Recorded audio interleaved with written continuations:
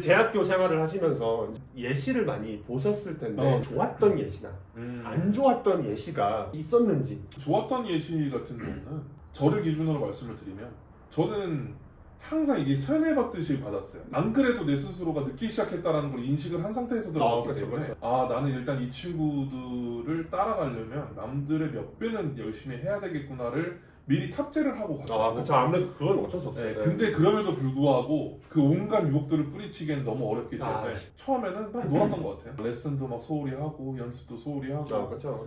그러다가 이제 제가 이제 휴학을 하게 됐는데 휴학을 한 이유는 제가 딱 한 가지였어요. 내가 놀았기 때문에 그 마음을 제가 실천을 하지 못했기 때문에 그래서 제가 휴학을 하고 그 휴학하는 기간 동안 다시 입시생처럼 공부를 했어요. 엘리트 코스를 쭉 밟고서는 들어온 친구들이 거의 3분의 2가량이 넘어요. 그렇죠, 그렇죠. 우리 동기들만 봐도 그런데 선배들은 더더욱 그렇죠. 갔을 때부터도 저는 수업을 따라갈 수가 없는 상황이었어요. 그럼에도 불구하고 저는 열심히 놀았기 때문에 과감하게 휴학을 하고 열심히 공부한 만큼 진짜 성적은 올라가더라고요. 제가 입시를 거의 꼴찌로 들어갔거든요. 휴학을 하고서 다시 복학을 했을 때는 항상 상위권에 있었어요. 그렇기 때문에 제가 조언을 해드리면 절대 쉬면 안 돼요.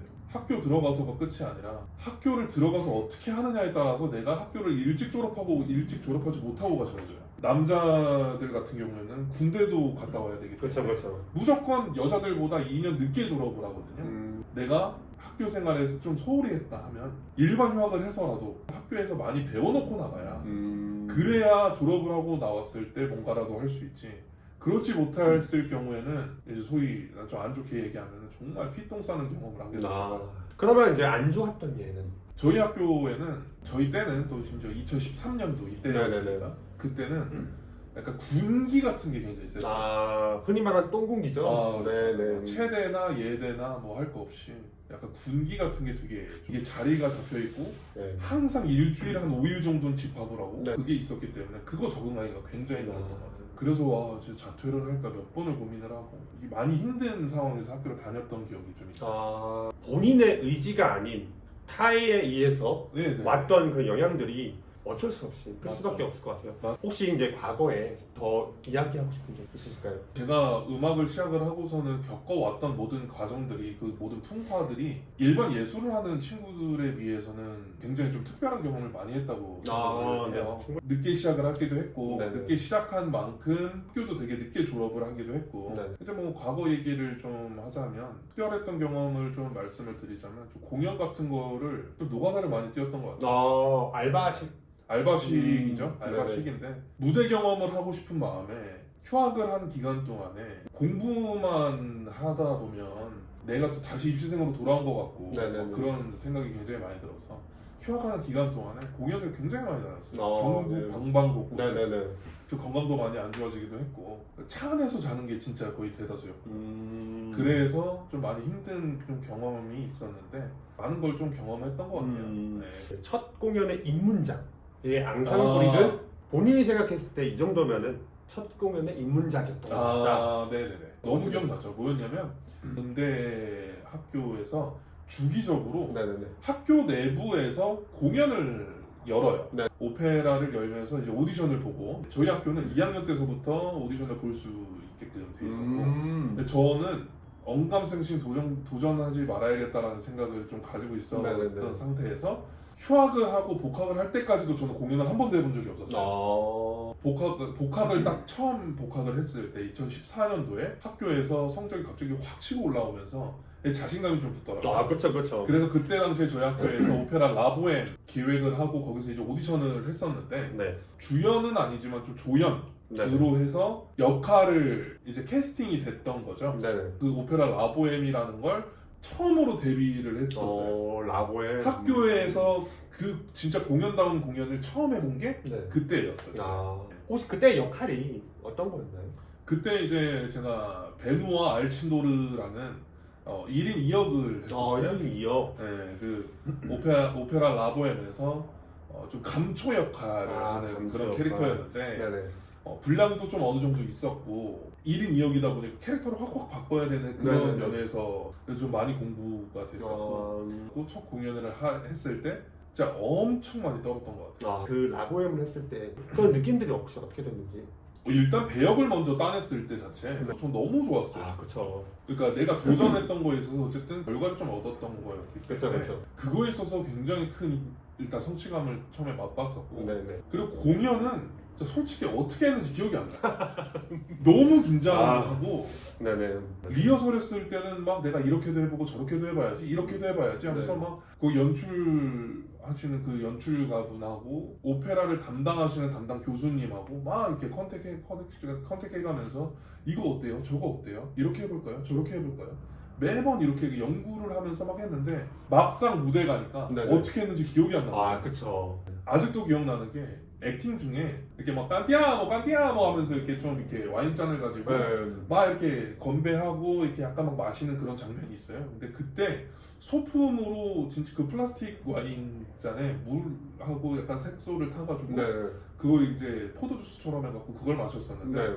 잡고 있는 손이 달달달달 떨려서 이렇게 아, 떨려가지고 네. 물이 진짜 막 넘칠랑 말랑 할 정도로 손이 떨리는 바람에 네. 그때 되게 난감했던 기억이 아. 그게 유일한 기억. 그 다음엔 어떻게 했는지 기억이 안 나요. 그냥 잔을 드는 거는 일상생활에서 수만 번, 수천 번, 수억 번 하는 것들인데 그렇죠. 너무 자연스러운 건데. 그 무대만 올라가면 와 서 있는 거조차, 걷는 거조차, 그 와인잔 드는 거조차 맞아요. 그렇게 떨든 거 참 아이러니한 거 같아요. 맞아요. 그 오페라 공연은 꿀팁들이나 도움됐나라고 생각했던 게 혹시 어떤 게 있나요?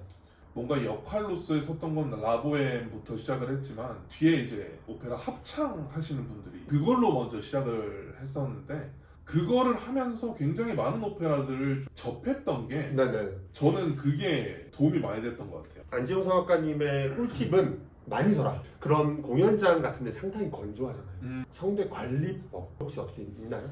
노래를 하다 보면 내 몸은 내가 챙겨야 된다라는 개념이 아, 굉장히 확고하게 생기게 그렇죠, 돼요. 그렇죠. 날짜는 정해져 있고 시간도 정해져 있는데 그날 제가 몸 컨디션이 어떨지에 대해서는 누구도 장담을 할 수 없고 그렇죠, 그렇죠. 평상시에 좀 관리를 좀 많이 해야 되는데 딱 하나만 신경을 쓰는 것 같아요. 잠. 잠. 아, 네. 네. 너무 좀 무리한 주가 있거나 달이 네네, 있으면 네. 강제로라도 제 스스로한테 휴가를 좀 주는 버릇이 좀 있거든요. 아, 그러니까 휴가가 잠인 건가요? 그렇죠. MBTI적으로 따지면 제가 극심한 I이기 때문에 그래서 약간 방콕 이런 걸 되게 좋아하는데 네네네. 그렇기 때문에 저한테 밖에 나간다는 행동 자체가 저한테는 굉장히 큰 에너지가 소모되는 거거든요. 많이 이렇게 돌아다녔다 싶으면은 한 일주일이나 막 이렇게 딱 기간을 정해놓고 잠만 자요. 막 먹고 자고 이것만 반복을 하면 저는 하루에 반드시 8시간 이상은 8시간? 숙면을 취해야 컨디션이 조절이 되더라고요. 아, 스트레스 관리법. 그것도 똑같이 잠인가요? 아니요. 저 같은 경우는 스트레스를 보통 코인 노래방을 좀 많이 간다고.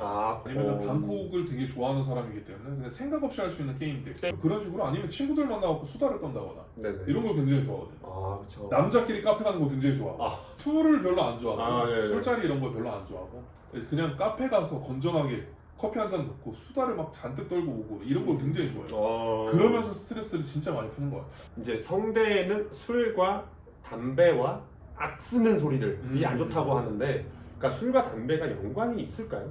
당연히 있겠죠. 이게 아무래도 술이랑 담배가 백해무익한 그거기 때문에 반드시 영향은 있다고 생각을 하고요. 영향은 있지만 그거는 기호기 때문에 본인의 선택이고 그리고 그걸 하면서도 본인이 몸 컨디션 관리에 자신이 있다면 누가 뭐라 하겠습니까? 담배와 술을 안 하면 대가가 될 수 있고 뭔지 아시죠? 네네. 근데 꼭 그런 건 아니다라고 이제 아니에요. 정말 꼴초인 헤비 스모커인 대가 분들도 많이 계시고요. 네네. 그래서 정말 그 케이스 바이 케이스인 것 같아요. 관리하려면 네네네. 조금은 깊이 생각해 볼 필요가 있지 않나. 맞죠. 네. 제일 좋은 건 다 피하는 게 제일 좋고요. 그렇죠. 만약 담배를 안 폈으면 경력을 더 오래 지속할 수 있을 텐데. 그렇죠. 담배와 술을 하면서 경력이 단축되는 경우도 충분히 있는 거고. 네, 맞죠. 우리가 컨트롤할 수 있는 기관이 아니다 보니까 충분히 그런 영향을 받을 수 있다. 네네. 이제 성악가 하면 빼놓을 수 없는 얘기죠. 노래와 발성. 예.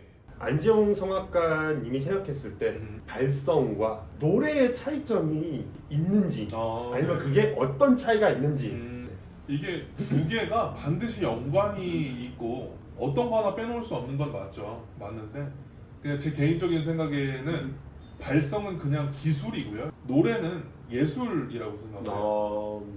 내가 어떤 식으로 노래를 접하고 어떤 식으로 노래를 공부하냐에 따라서 내가 나올 수 있는 것들이 달라지거든요. 저희 그 교수님께서 해주셨던 말씀 중에 저도 똑같은 질문을 교수님께 한 적이 있어요. 네네네. 선생님, 그 발성은 무엇이고 노래는 무엇인지 좀 설명해 주실 수 있습니까? 라고 제가 여쭤봤을 때 저희 교수님이 딱 한마디로 정해 주신 게 있었어요. 뭐였냐면 발성은 기술이고 네.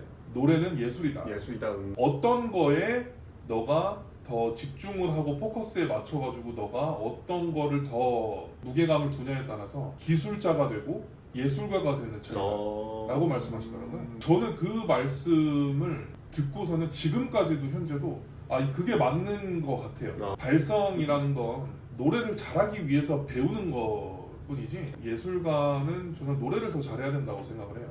저는 노래를 연습할 때는 오히려 성악을 안 했었어요. 그리고 뭐 흔히 발라드 많이 듣고요. 예, 발라드. 그리고 심지어는 힙합도 많이 들으면서 배우는 편이에요. 아. 그리고 곡을 어떻게 해석을 하냐. 성악의 매력은 누군가가 다 이미 만들어 놓고 옛날에 다 이렇게 만들어 놓고 수많은 성악가들이 불러왔던 노래들을 불러내는 거거든요. 그렇죠. 어떤 사람이 노래를 부르냐에 따라서 그 노래가 다르게 다가오는 게 성악의 매력이에요.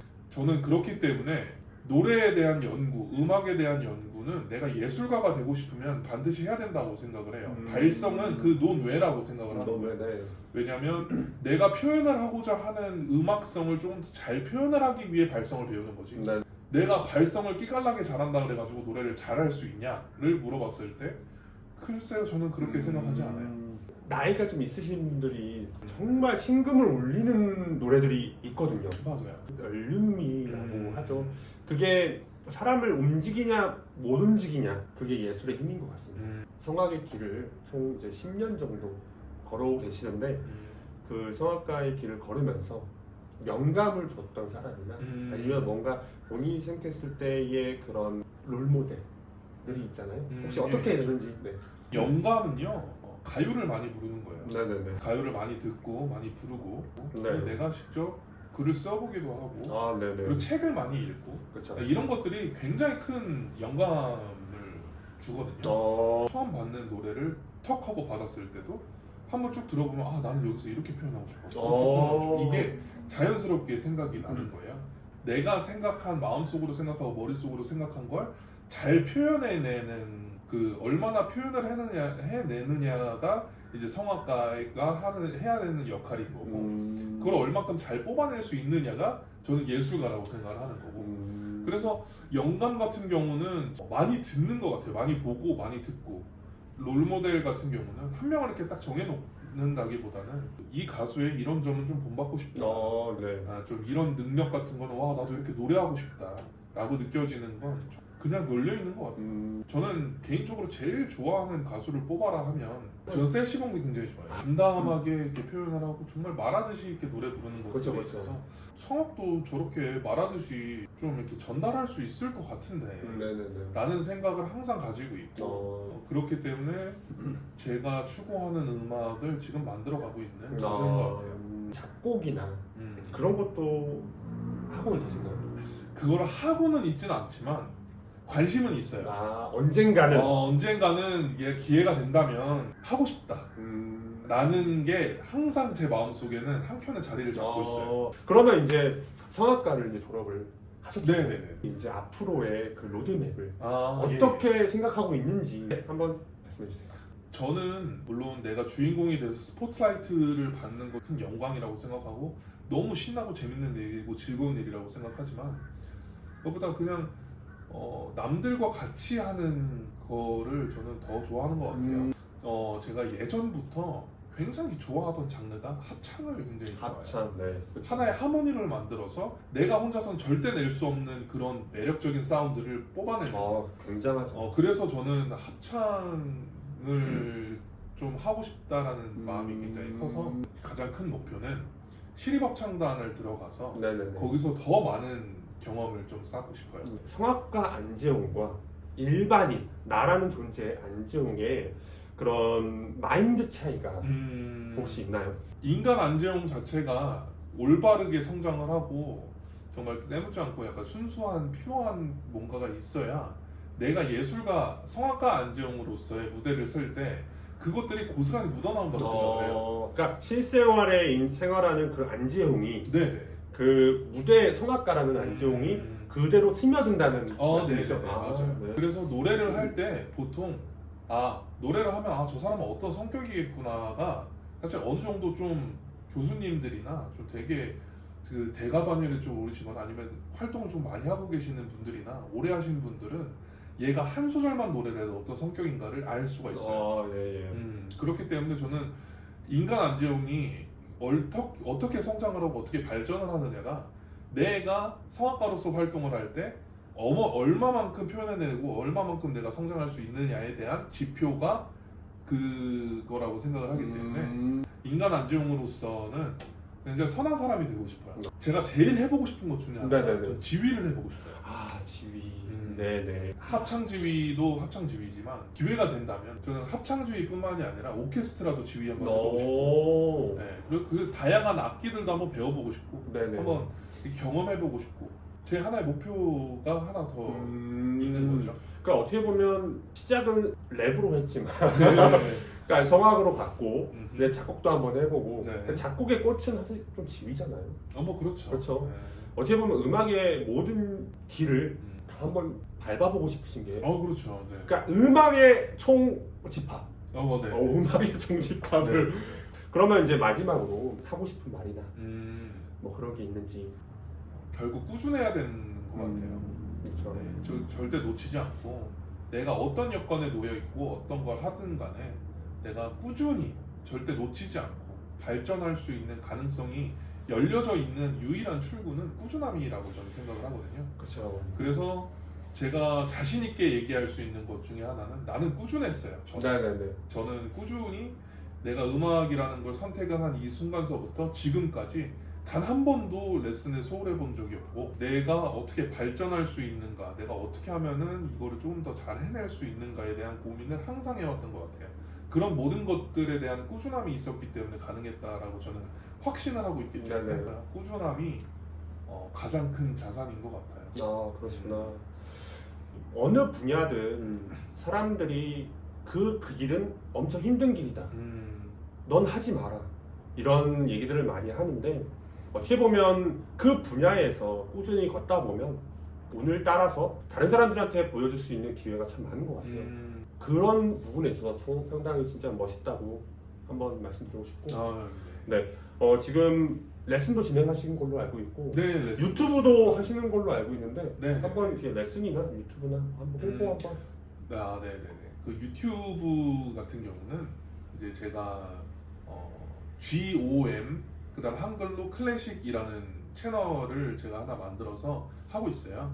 근데 이게 지금은 약간 제가 노래를 한 것들에 있어서 좀 기록용으로 그거를 사용을 하고 있지만 앞으로는 채널을 통해서 여러분들한테 많은 컨텐츠들 좀 도전해보고 싶은 모든 것들을 거기다가 많이 담을 생각이기 때문에 그냥 구독 한 번만 눌러주시고 그리고 잊혀지실 때쯤 되면은 하나씩 제가 올리는 걸로 해서 이렇게 많은 것들을 좀 보여드리고자 하니까요.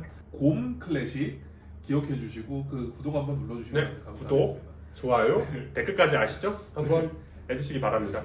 그 개인 레슨도 진행을 하고 있고요. 취미로 이제 음악을 하시는 분들, 실용음악 보컬부터 시작해서 뮤지컬 그리고 성악 모든 그 보컬적인 부분들에 있어서는 제가 개인적으로 레슨도 진행을 하고 있어요.